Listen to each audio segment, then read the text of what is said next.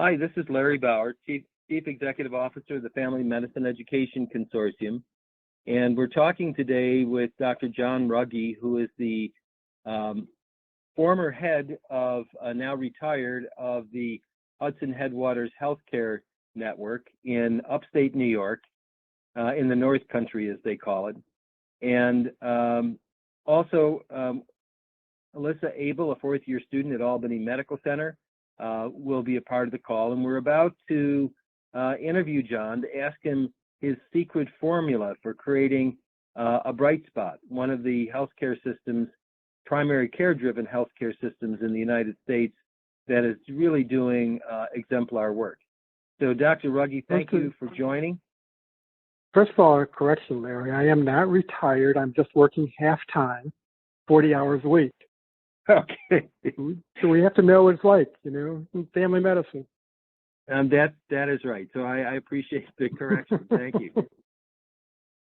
So, John, why don't you give us a little background on yourself first so people know who they're listening to? Sure. Well, I am a person who grew up in central New York, my father having been a dairy farmer. And I found myself going to medical school by way of divinity school, not because I was particularly religious or looking at the clergy, but just trying to look for the meaning of things. And then in the midst of a fieldwork assignment, had a conversion experience and decided I should become a psychiatrist. After going to medical school, in about 2 weeks decided no, psychiatry was too much like religion with all those denominations. And so I drifted a bit and found myself interested in doing a bit of everything, meaning primary care and family medicine. Then the subsequent event was looking for getaways during medical school to leave it all behind for a little bit. And the getaways amounted to canoeing, wild rivers, and Labrador. And then finding ourselves with a book contract to write about it, taking a break and settling for a few months in the Adirondack Mountains and looking for a little work for another few months, and finding myself in an area where all the whole generation of GPs were retiring and leaving, and there was nobody to replace them, and I felt too guilty to leave. So I'm 46 years later, I'm still here in this little swath of the Adirondacks. So, as I recall, I have a copy of your book. It's the definitive book on whitewater canoeing. And I don't know if you're comfortable with that attestation, but that's what I've been told. Well, it was nicely regarded in the reviews at the time, but now it would probably be regarded as a little old-fashioned. The trips we were writing about, we were using aluminum canoes. These days, people have trouble remembering what aluminum is, but right. we enjoyed the project very much. And so, tell us about your network. How did that start? Well, it started with my going to the nearest hospital and saying that I was here and ready for a job in the ER. Totally astonished to hear, oh, we have no openings in the ER. So wasn't sure at that point what in the world I would do. I thought as a physician, just walk in and go to work. But within the next week or two, found that not one, but all three physicians in Chestertown, population 1,200 or so, were retiring or leaving town. And so the hospital was approached by a town search committee, which had trouble finding any physicians. The one who responded indicated that he was interested in interviewing, but would want, if you were to sign on, to have a free coffee pot. And the local town thought, this is crazy. He's going to make more money than anybody else in town, and you want something free? So instead, they didn't consider that application, went off to the hospital superintendent, if you recall, at that point. And the hospital at that point was, for the first time, precepting PA students. And so here's a chance for these students to work, but they would need a supervising physician. So I got a call to be the supervising physician for four PAs at the Chester Health Center. What further transpired is the town then purchased the home office of a physician couple, two of the physicians who were leaving, with the understanding that the hospital would support the operations for the year. The town would pay the mortgage. At the end of the year, the hospital would tally up the profits, use them to pay for the mortgage, and then divide 50-50, anything left over. It turned out there was a problem with that. There were no profits, only red ink. And so instead of buying a coffee pot, the town found it had a physician's office and home that was supporting, but really couldn't walk away from it. The hospital was looking for a solution, and the solution seemed to be that surrounding towns began losing their doctors too, all to retirement or to burnout. And so the hospital tried to make it up in volume by opening a couple and then eventually 4 health centers. And what transpired was the hospital was losing less money per person, per encounter, but more money overall. But at this point, felt too embarrassed to try to shut all this down and didn't know what to do. And we came across on a program that I had never heard of, even though we called our offices health centers.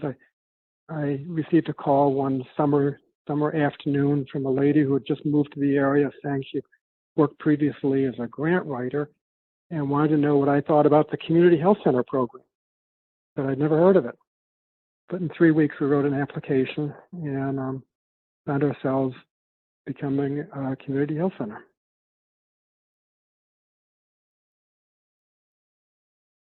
Cool. So you kind of stumbled your way into this. Oh yeah, that was some grand plan, right? Yeah, this was absolutely, coming, but in a way it was the best way to do it. I mean, there were no expectations except to leave. And what there was this remarkable community need. So it wasn't just one little town, but a whole patch of towns. And they understood the situation well enough to go totally opposite from what they were accustomed to.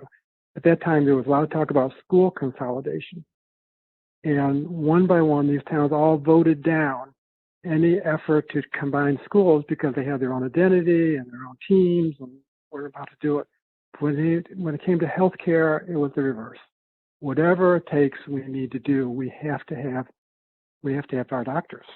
And the old time GPs were not available anymore, and so it led to 2 things. One is a new generation of physicians coming in, and secondly, a new way of organizing that practice so it could be made viable. An issue here was that this is a population that has significant poverty. Some 45% of the area population is below the 200% of poverty line.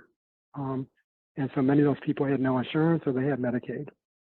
And neither was reimbursed sufficiently to support medical practice. So it turns out the community health center model, initially just by providing a grant for the uninsured, and eventually through a whole series of other evolutionary changes and the financing of primary care, made it possible. But at the foundation of all that was community support. Not one, but all of our health centers came to be supported locally by the local towns buying a facility, paying for the heat and lights, fixing the roof, doing whatever it takes to make it possible for us to have a site. And then as we approached Albany and Washington for support, we were able to start the conversation by saying, these towns that have nothing are already supporting a facility. That shows you the need. And it's pretty compelling. So give us an idea of just how big you've grown. Well, we take care now of not 1,500 people in Chestertown, but 100,000 people across the Adirondacks, stretching from northern Saratoga County, about 40 miles north of Albany, to the border. I always like to say Canadian, not Mexican. And we have 19 health center sites, and we have something on the order of 100 physicians and close to that by way of PAs, nurse practitioners, and other licensed providers. And Allie and I had the real privilege and pleasure to have a chance to tour one of the facilities when we were up on our canoeing adventure last fall.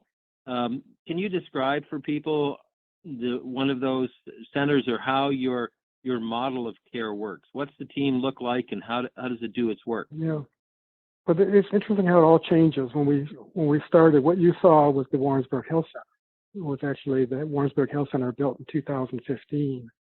The one we opened in 1976 was the A&P store that had been abandoned.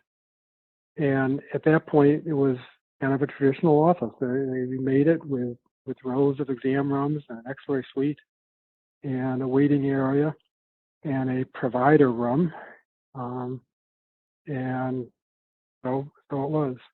Over time, what we realize is that healthcare has fundamentally changed, and no one person can do it all. It takes a team. Again, from the very beginning, we had a team with a team of PAs and physicians sharing in the care of patients. But over time, that's grown to include behavioral health providers. It has expanded to include a whole new role for nurses. Instead of nurses simply taking vital signs and leaving the door open for the doctor, it's a matter of doing the preventive screening, the preventive services, and all the healthcare screening. So physicians are really left with the important work of making diagnoses, giving treatment, and establishing those relationships that are binding and empathetic and motivating. In addition, over time, to do this, it has meant adding care managers. So I remember at first having no idea we need a care manager. What are they really going to do? On our very first day with a new care manager, I had a patient call who was bipolar and diabetic, and saying he had a problem, and that was he had something of an altercation with his wife the previous night. She had called the police, and there was a protection order, and he wasn't being allowed to go back home. But how was he going to get his medicines? What about his insulin? What was he going to do? Well, one thing to do is end up in the ICU with diabetic ketoacidosis. But instead, we had a care manager who worked it out with the sheriff, got him in the home, found an alternative spot for him to stay until the order was relieved. And that's the kind of thing that happens over and over again, not only because of fights, but because of poverty or hardship or lost jobs, or maybe a coronavirus, so that we can embrace people's needs in a way that was never possible before. So back to your original question, Larry, our architecture has come to reflect that. We no longer have provider offices. We have pods where nurses and care managers and behavioral health specialists share, queue up the patients, understand who is coming, and care for people collectively. Very different kind of environment. And so the new architecture reflects that. Actually, since you came last year, we've opened a new health center, 30 miles away. And it's even more new, even more light, even more window space. And so we keep evolving physically as we evolve the care patterns that seem now to be necessary. As another observation, my patients tend to be elderly because I've seen them for a long time, and so it seems like the median number of prescriptions is 12 or 14, and I like to tell my patients, I'm taking a look at your medicines, and 10 out of your 12 didn't exist when I started. So it's just one measure of how quickly we're giving care in new ways, and giving care that is protective and preventive and long-term, and able to keep people out of the kind of medical trouble that's everybody's goal. So let me ask a question here. You've mentioned physicians, nurses, physician assistants, care managers. What about pharmacists? Yes, pharmacists, pharmacy is really important. We do have within the organization now 2 pharmacists who help us with medication review and management and all the rest, but only 2 for 19 sites. So that's a limitation, reflects budgetary limitations, but it also reflects working relationship we have with our community pharmacists. And that is, they have come to know us well and are available to us and communicate electronically and by telephone and every other way, as you can imagine. In part, that's true. We've built those relationships because we hit upon some time ago the 340B pharmacy program. That as a community health center, now called Federally Qualified Health Center, we qualify for purchasing medications at federal best price, the same price that the government is able to procure for the Army or the veterans. And so the medications that our pharmacies purchase, they don't purchase from their usual wholesaler. Technically, they're actually buying them from Hudson Headwaters, placing them in their pharmacy. And so there's a very detailed relationship on the business side, on the provider, on the provision side, and then also that translates into the consulting side. So just recently, I've learned about community pharmacists. I had never, in all my years, heard that term used before. Could you comment a little bit about this working relationship and what community pharmacists are able to do in support of the patient care that you provide?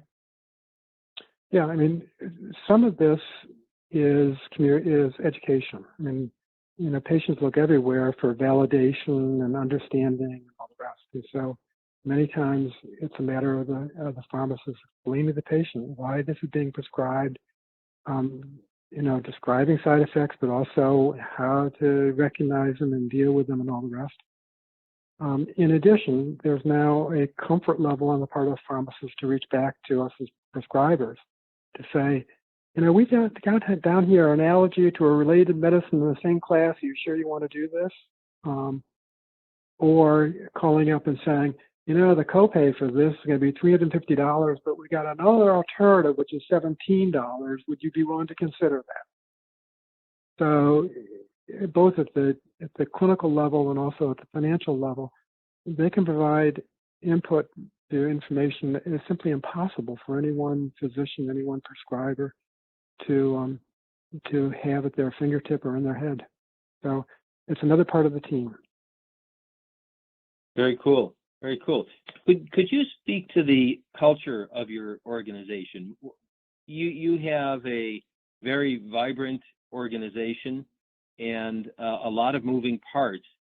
So what's your thought about how you develop and sustain a culture that works in a sustainable way? Yeah, well, again, the answer starts right back where we started in a big way, and that is nothing like community appreciation. I mean, we're rural, they're small towns for the most part. Now we're in bigger cities too. And so patients get that feedback. Thank God you're here. And that breeds a kind of, you know, sense of appreciation and sense of need. It makes them feel valuable, which they are. And so instead of it just being another patient coming through, it's patients that they may see in the grocery store and they know very well. So that's a huge part of it.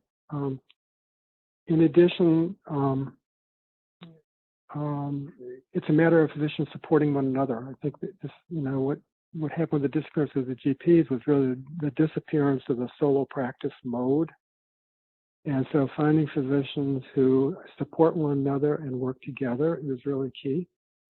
And with that, as we've grown, we've tried, I think, very hard in a self-conscious way to grow but not become bureaucratic, to grow by knowing that really every physician who's joined us has brought something new to the practice. It can be a new interest in MAT. It can be expertise in the care of HIV. It can be interest in palliative care, willingness to do house calls. And so all those components help to make us what it are. So it's not as if any one person or any small group of managers, with the word, are telling others what to do. It's a matter of finding our way and responding to needs that are real, but sometimes have to be dug out. Well, that's great. It's very affirming for them with their special interests, and it also is great for the organization and therefore great for the community that you have access to all of that talent. I think one of the features of a large primary care network is the potential even for, you might think about internal referrals where somebody, a family physician or a nurse practitioner with a special interest in one of those topics, people might start referring their patients when they feel like they need, somebody with perhaps more knowledge, more skill in the particular area. Is that part of your approach? That's absolutely what we do. We have palliative care teams that are in various health centers, palliative care providers. Also true in the hospital setting, we provide that service as one example. And clearly have, again, one of our physicians has long been a sports medicine freak, and you can imagine where all those orthopedic cases go. Beyond that, and in addition, as we've grown, we have found ourselves inviting into our health centers some of the area specialists. And so the referrals are internal to the group, but not only from one family physician to another, but also to people that we've learned to trust and work closely with. And with that, find that we're, again, coordinating the care and planning the care in new ways, to the degree that they can help us learn.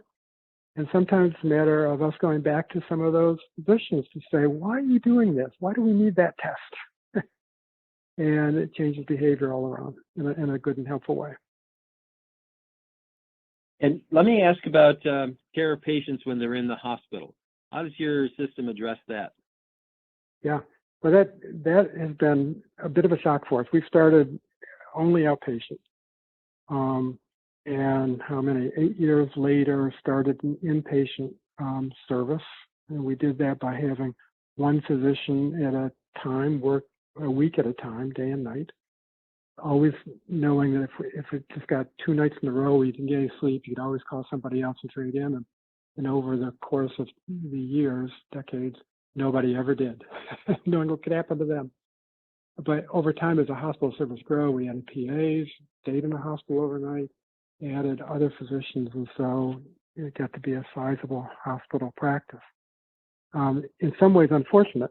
2 years ago, we made the decision to leave the hospital care to the hospitalist, in part because we work very closely with our hospital and have that kind of relationship.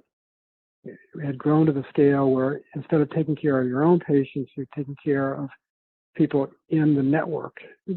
But the communication then was by computer and the occasional phone call and all the rest of that, not seeing face to face the person you know. So we're dealing with it that way, although we still do. We have an OB/GYN service, and they in the hospital obviously are doing everything from deliveries to C-sections to hysterectomies. We also provide the hospital with our staff for palliative care. But it's a different structure than we have been doing for 30 or more years. Times change. Yes, indeed they do. So how does that work, your relationship with the hospitalist? I hear in many systems, the hospitalists are in a silo. The people in family medicine and primary care don't know if their patients end up in the hospital. They don't receive communication from the hospitalist. And when people are discharged, they don't realize that the patients are being handed off back to their primary doc, often with a new care plan. And that creates a fair amount of handoff errors. At least that is what my understanding is. Could you speak to how your experience is different? Yeah, I can talk to that by doing a personal experience, and that is, I practice in our first two centers, Warrensburg and Chestertown, and the nearest hospital, the one I went to and couldn't get the ER job, Glens Falls Hospital. It was originally licensed as a 400-bed hospital. It's much smaller than that now because so much care has moved to the outpatient setting. But in that, our EMR system, electronic medical records, is tied to the hospital. So as soon as the hospital notes are dictated, they come to us. As soon as a lab test is ordered, as soon as anybody can see it, including the head of the lab, it's in our inbox. So there's been no problem with communication at that level. The same applies to the ER. So we know what's going on. Knowing what's going on, the hospital discharge planners and care managers are very attuned to us. They know us very well and are in touch with our care managers. We have a whole system, a LACE system for judging how needy these patients may be, how soon they should be in the health center afterwards. And in addition, the system has it so that we have a team of care managers who does home visits the day after their hospital discharge to assure compliance, to assure that there is consistency and they don't go home and start taking both sets of medicines, the pre-hospital and the post-hospital and all the rest. And so I can't tell you that it's leak-proof, but it's pretty solid. And there is, again, a very important and very necessary high level of coordination. Well, that's fantastic, and I think you all should be proud of what you've created here. It's a relatively seamless system, especially with the care managers going out. The fact that you know that the person was hospitalized, number one, and then they're able to communicate effectively while they're in the hospital, and then to be in the home with them afterwards. Could you speak to the outcomes of all of that from the point of view of quality of care metrics? Oh, you're setting me up. Yes, indeed. It's very nice to have some external reviews, and one came a number of years ago when the state of New York got a multi-billion-dollar federal grant called DISIP, and we're looking at trying to establish baselines, and in doing that,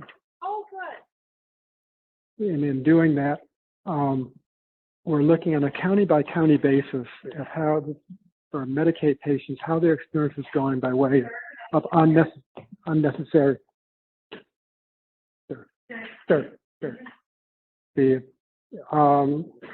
in Warren County, we take care of essentially everybody, certainly everybody on Medicaid. And we were to compare that with our four northern counties where we'd only that year gotten started with a new health center. And there was a difference in terms of preventable or avoidable hospital stays. And that is for people with continuing chronic conditions. We had let me back up the other way. For people with acute conditions, we had a 17-fold lower rate of unnecessary hospitalizations than did our northern counties without this service. For a patient with chronic conditions, it was a 34-fold difference. Wow. To speak to what it means. And that wouldn't have happened in a year or two. That was after, again, a few decades of applying this kind of primary care. Yeah. The follow-up was last year. The feds, for the first time, did a national ranking of quality based on all the reports we have to submit as a community health center, and we came in the top 1%. So I think that was a nice outside view of how we're doing in terms of both having an outcome and showing along the way the quality process that we're seeking. Another feature of this has been internally. At one point, it was, again, as another change, very, very difficult to kind of know how you're doing, because if we pick the topic, diabetes, how are we doing at controlling A1Cs, it would take several months, lots of manpower to go out and do a manual survey of charts and finally have a tally based on some small proportion of our diabetics. These days, thanks to the electronic world we're in, that electronic record has all that data. We can punch a few buttons in a matter of minutes, know how we're doing with all our diabetics, all of our hypertensives, all of our people with, you name the condition. And that's a huge step forward in terms of being able to apply the resources we need. All our resources are limited. The question is, how do we provide the focus to be sure that we're making the best possible impact? So if I were to channel Barbara Starrfield at this point, based on her research out of Hopkins, your system would be an example of what can happen in the community, where if you have effective family medicine primary care, people live longer, the cost of care is less, fewer hospitalizations, less use of emergency medicines, and less use of unnecessary special studies. Is that a fair summary of what you're seeing? Absolutely. As a bonus feature, Barbara Starrfield has a summer home in the Adirondack Mountains. So we feel a real affinity for all her research. Awesome. And awesome. Exactly right. I mean, I never knew her personally, but she, what she found by doing the kind of the global look is what's it take to make a difference? And what it takes is really strong primary care. There's a statistical correlation that is telling. Again, those studies started to come out in the 1990s. And I think, that's almost a generation now of change. And what collectively, certainly not just at Hudson Millwaters, we've been able to do and discover is make advances in terms of how systematic we can be, how thorough we can be, and how timely. So again, the challenge with all this is how to do this in a way that doesn't seem bureaucratic. It doesn't sound like you're just becoming a bean counter. How to do it in a way that makes it exciting and vital, and it can be, and that's what we've worked so hard to do. So, Allie, would you have some questions? Yeah. So, Dr. Reggie, I was wondering, so after you graduated from your residency in family medicine, and then you decided to write this grant, how has your role as a leader changed over the years? Were you still seeing patients? Or how did you allocate your time? What did that look like? Yeah, interesting question. And what I found just personally is seeing patients was the grounding for everything I was doing. And there are people doing system work at growing centers and running hospitals and all the rest. And for some of them, it's their knowledge of the field. For some, it's the reading they can do. It's the scholarly articles they write. For me personally, it was the contact with patients that made it real and gave life to the bureaucratic part, the organizational part, the grant writing. So I never gave up patient care, and basically dropped down to maybe 35% or 40% of my time, but no less than that. And it was invigorating. In addition, it was helpful in terms of my knowing that no other physician in the network could ever come and say, "You don't know what it's like." There are expectations here that nobody can meet, because I had to do it too. Another feature of this is, I think, for that leadership among physicians happens in a really interesting way. My experience is that on the administrative side, people really need hierarchy. They need to know who's reporting to who and what the pecking order is and all the rest. And for physicians, it tends to be the opposite. During my tenure, we came to have not one, but 3 chief medical officers. And they were kind of interchangeable, and they work as a group and think together. And that mirrored everything else going on, where it was understood that our physicians were going to be working together and collaborate come to decisions together. So another one of my things being busy with patients, I couldn't make every decision. So my rule, if you will, was rule of two. If there's something that's going to be important enough to affect the network and it's one of our leadership cadre, you need to have somebody else agree with you. And if you do decide, you go and do it. So a way of trying to move fast and yet spread that responsibility around. So far so good. Cool. So is there a central leadership team for all of these health centers, or are they each individually run? Yeah, our health centers have team leaders, health center leaders, and in addition, and this is a challenge for us, especially as we've grown. There is a central office and a central team, a CEO, no longer me, who also sees patients and continues with that. A group of medical leaders who spend part of their time in headquarters, if you will, area office, who are meeting with one another, making the plans, writing the policy stuff and all that, and writing the grants that has to get done. But all of them also seeing patients. And the constant discussion is what set of decisions are made locally, center by center, and what we're doing centrally, so there is consistency and all the rest. We can't have 19 different EMRs, for example. So we can have different policies in terms of what do we do with the pharmaceutical reps? What do we do about starting hours and how we're just organizing the daily schedule and all the rest.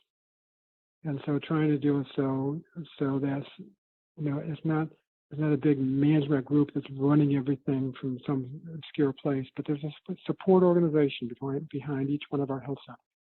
But those health centers have to be equally and fully engaged with all the work. The seeing of patients and the organizing of their care, and they're tabulating everything that we're doing. Awesome. And my last question is, do you think that medical school education properly set you up for leadership at a systems level?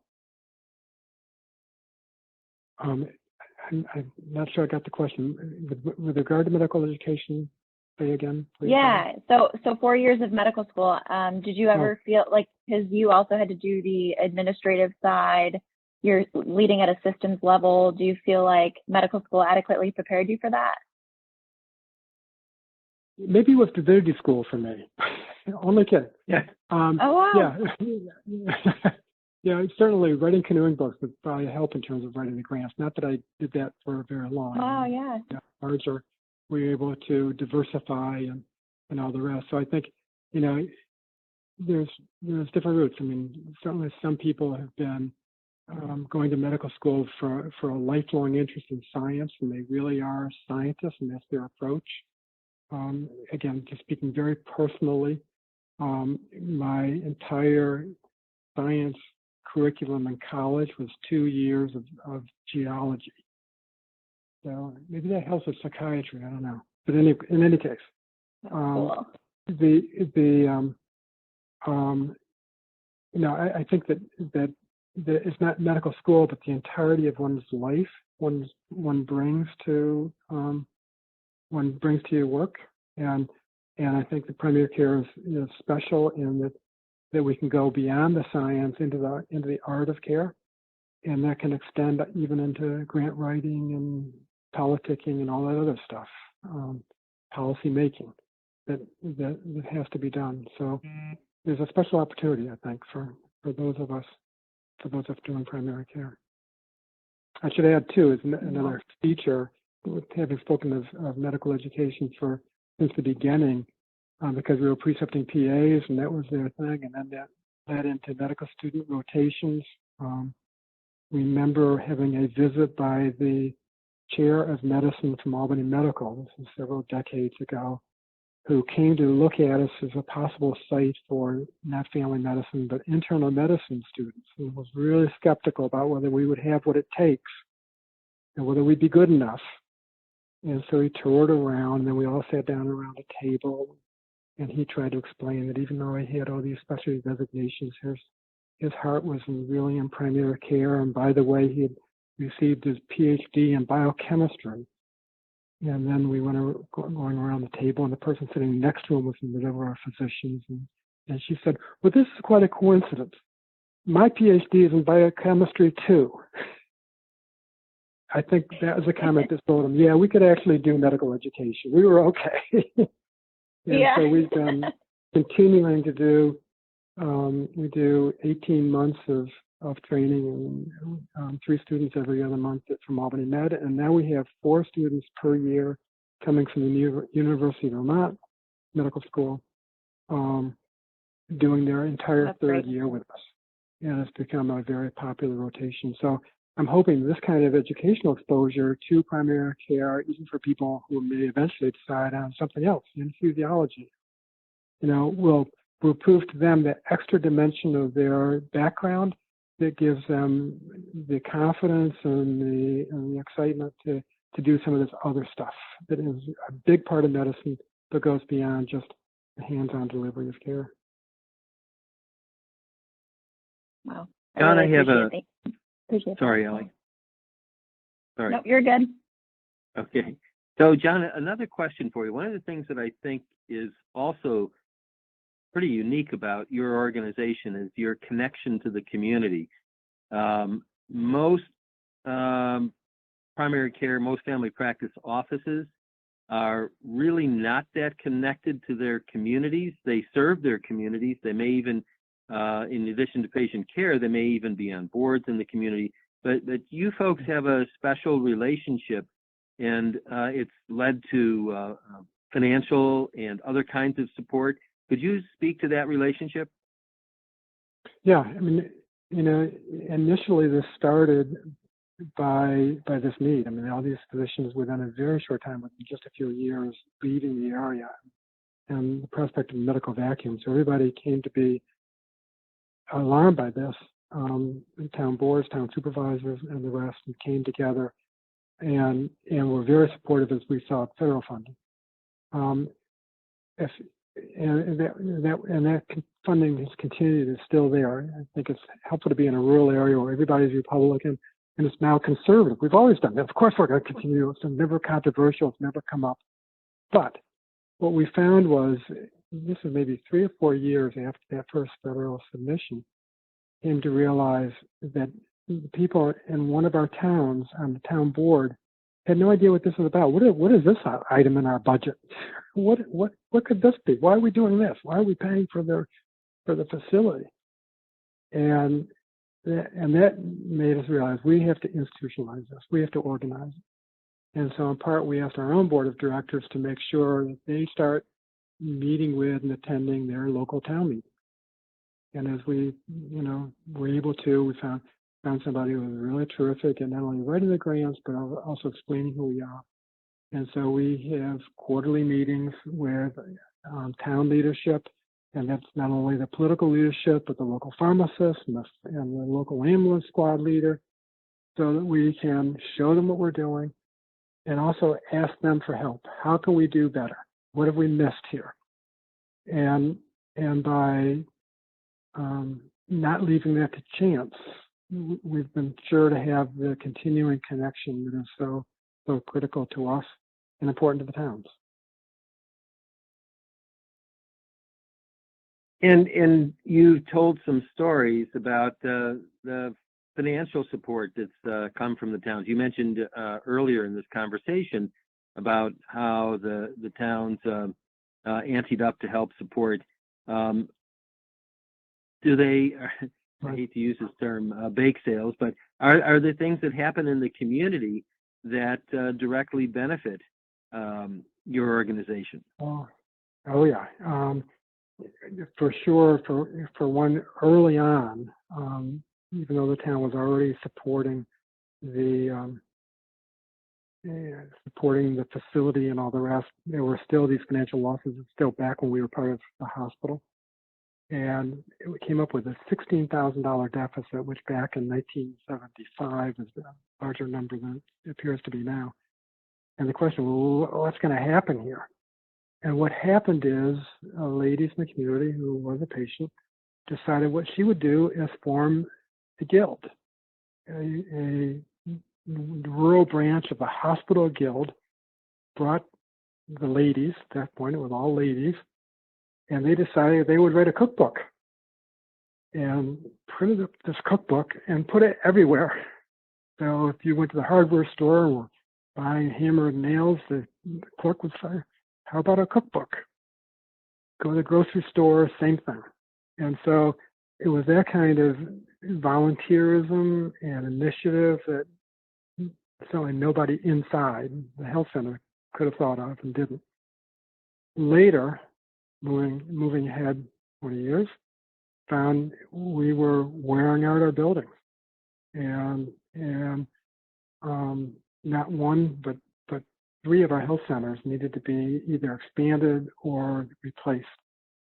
And with that, town by town, found ways to have having financial support coming on through fund drives.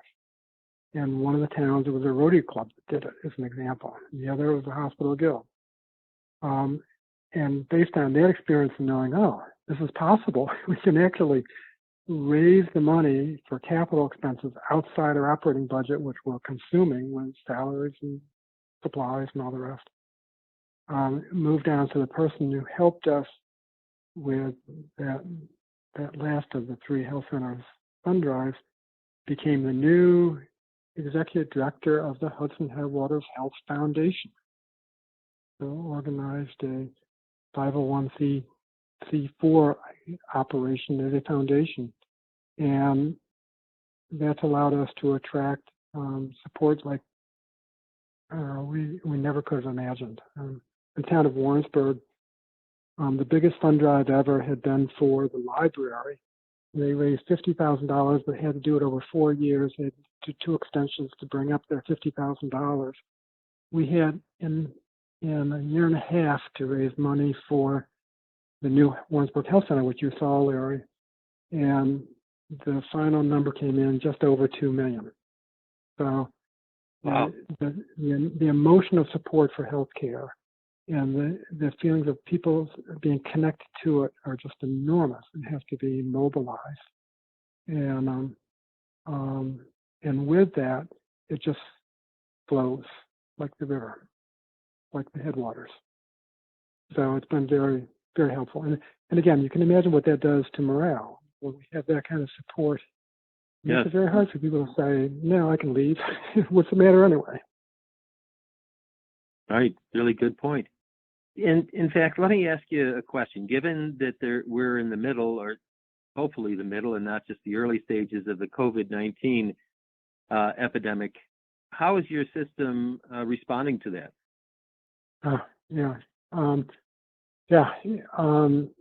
Every day in every way.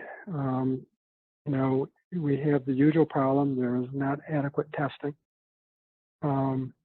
There is probably very little time before the wave hits as a crescendo.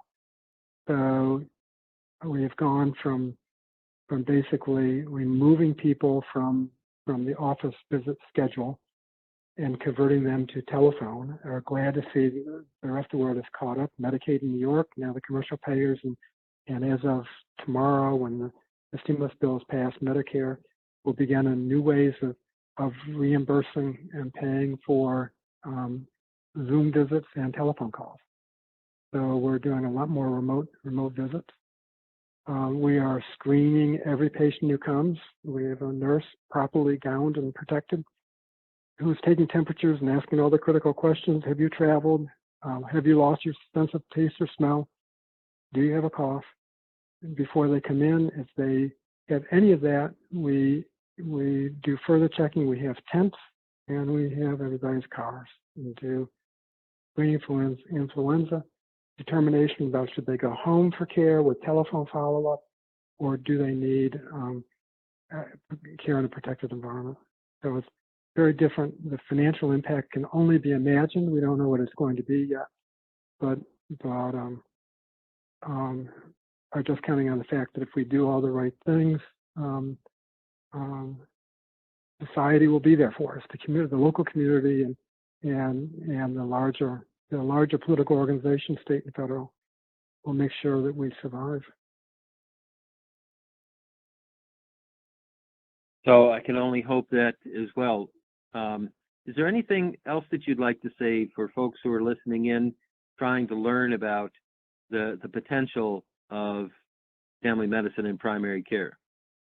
Well, I guess only one thing, and that is that the real purpose of this call is knowing that Allie is going to medical school. This is really about recruiting her to Hudson Airwaters.